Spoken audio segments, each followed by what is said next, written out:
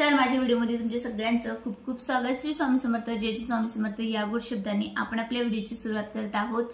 आणि तुम्ही सगळ्यांनी टायटल बघितलं असेल, आज श्रावण सोमवार आहे आणि श्रावण सोमवारी आपण महादेवाची पूजा अर्चना करत असतो। त्याचबरोबर बेलपत्र सुद्धा आपण महादेवाला अर्पण करत असतो। बरेचदा काय होते की आपण दर्शनासाठी बाहेर ठिकाणी जात असतो, म्हणजे की गावातलं मंदिर असो किंवा मग बाहेर ठिकाणी जे मंदिर आहे तिथे जातो। त्यावेळेस काय होतं की तिथे आपल्याला शिवमूठ वगैरे वाहू देत नाही। काही ठिकाणी काय करतात की नुसतंच दर्शन घेऊ देतात आणि बाहेर काढून देतात। मग अशा ठिकाणी काय करायचं, तर अशा वेळेस काय करायचं की घरी आपण पूजा करायची आहे, मंदिरात आपली करणं नाही झाली। जिथे मंदिरात ज्या ठिकाणी पूजा करता येईल त्या ठिकाणी जा। जर नाहीच तुमची झाली तर अर्थातच तुम्ही घरी पूजा करू शकता। मग घरी पूजा करत असताना काय करायचं आहे की आपण शिवमूठ जर मंदिरात नाही वाहिली तर आपण आपल्या घरी व्हायची आहे।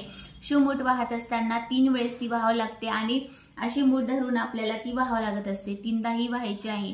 आता जे मूठ वाहणार आहे शक्यतोवर तांदूळ जास्त घ्यायचे आहेत। या शिवमुठीला तांदूळाची शिवमूठ आहे तर तुम्हाला शक्यतोवर जास्त तांदूळ घ्यायचे आहे। 3 वेळेस देवाला अर्पण करायचे आहे। नंतर काय करायचं आहे की हे तांदूळाचं दुसऱ्या दिवशी काय करायचं, जेव्हा पूजा होते तेव्हा तर तुम्हाला ते दान करायचे आहे।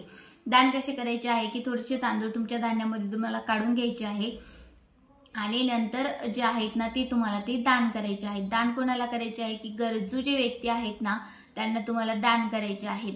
हे तांदूळ वाहताना कधी सुद्धा ओले करून वाहत असतात। कोणताही शिवलिंगावर जेव्हा आपण अर्पण करणार आहोत तेव्हा ते कोरडे व्हायचे नाहीये, तर ते ओलच करून व्हायचं आहे। समजा की पूजेमध्ये जर आपण भस्म वापरत असेल तर अर्थातच भस्म वापरायचं आहे, की चंदन वापरायचं आहे। कोणत्याही प्रकारचं हळदी कुंकाचं जे आहे ते देवाच्या पिंडीवर व्हायचं नसतं। त्याचबरोबर आता आपल्याला काय करायचं आहे, हे जेव्हा वाहत असतो ना तेव्हा बेलपत्र काय होतं की बेलपत्र कधी कधी आपल्याला जास्त मिळतात, 108 मिळले तर खूपच चांगलं असतं। पण नाही मिळाले तर काय करायचं आहे, आपल्याकडे जे बेलपत्र आहे म्हणजे की तुमच्याकडे 1 असो 5 असो किंवा 11 असो तेच तुम्हाला 108 वेळेस व्हायचं आहे। तर ते कसे व्हायचं आहे, बेलपत्र घ्यायचं आहे, पाण्यामध्ये डीप करायचं, नंतर परत ते काढायचं, परत तुम्हाला ओम नमः शिवाय असा मंत्र म्हणायचा आहे आणि परत तेच बेलपत्र तुम्हाला घेऊन परत पाण्यामध्ये टाकून परत ते देवाला ओम नमः शिवाय असा मंत्र म्हणत तुम्हाला ते अर्पण करायचं आहे। अशा पद्धतीने तुम्ही 108 बेलपत्र जे आहे देवाला अर्पण करू शकता। तुमच्याकडे 11 असतील तर 11 अर्पण करू शकता किंवा मग 5 अर्पण करू शकता। ही सगळं जे आहे ते आपण घरी सुद्धा करू शकतो। शक्यतोवर मंदिरात करायचं आहे, पण मंदिरात करणं नाही झालं तर आपण घरी सुद्धा ही पूजा विधी करू शकतो। त्याचबरोबर देवाला प्रसाद म्हणून काय द्यायचं आहे, तर अर्थातच केळ वाहू शकता तुम्ही, खडीसाखर वाहू शकता आणि दूध, हे सगळं जे आहे देवाला नैवेद्य म्हणून अर्पण करू शकता। संध्याकाळचं जे नैवेद्य असते म्हणजेच की आपण उपवास सोडायचं जे सामान असतं ते सात्विक आहार आपल्याला घ्यायचा असतो। तर सात्विक आहारामध्ये तुम्ही वरण भात चपाती असं तुम्हाला घ्यायचं आहे किंवा मग मेथीची भाजी सुकी जी असते तुम्हाला घ्यायची आहे। कोणत्याही पद्धतीचं तामसी पदार्थ तिच्यात वापरायचे नाही, म्हणजेच की कांदा लसूण जे आहे ते तुम्हाला वापरायचं नाहीये, ते वर्जित मानलेलं आहे। अशा पद्धतीने तुम्हाला अर्पण करायचं आहे। आता मंदिरातून काय घेऊन यायचं आहे, तर मंदिरामध्ये जर तुम्ही पूजा केली असेल तर जो बेल आपण स्वतः वाळलेला आहे, कोणी वाळलेला बेल जे आहे ते तुम्हाला आणायचं नाहीये। तर स्वतः जो बेल आहे तुम्ही ते वाळलेला आहे तर तोच तुम्हाला तर त्याच्यातलं समजा तुमच्या घरातल्या प्रत्येकासाठी तुम्हाला आणायचं असेल तर अर्थातच 4 जण असतील तर 4 बेलपत्र तुम्ही घेऊन येऊ शकता।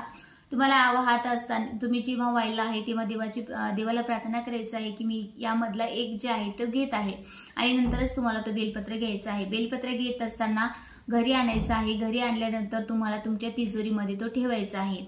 तुम्ही हा कोणत्याही सोमवारी घरी घेऊन येऊ शकता आणि कोणत्याही सोमवारी घरी ठेवू शकता। त्याचबरोबर तुम्हाला काय करायचं, 1000 जे तांदूळ आहेत ते तुम्हाला घ्यायचे आहेत आणि ते घेत असताना किंवा ते निवडत असताना तुम्हाला ओम नमः शिवाय या मंत्राचा जाप करूनच ते निवडायचे आहेत। आता जेव्हा तुम्ही 1000 तांदूळ निवडून घेत असाल, कोणताही तुटलेला जो तांदूळ असतो तो घ्यायचा नाहीये, तर पूर्ण तांदूळ आपल्याला घ्यायचा आहे।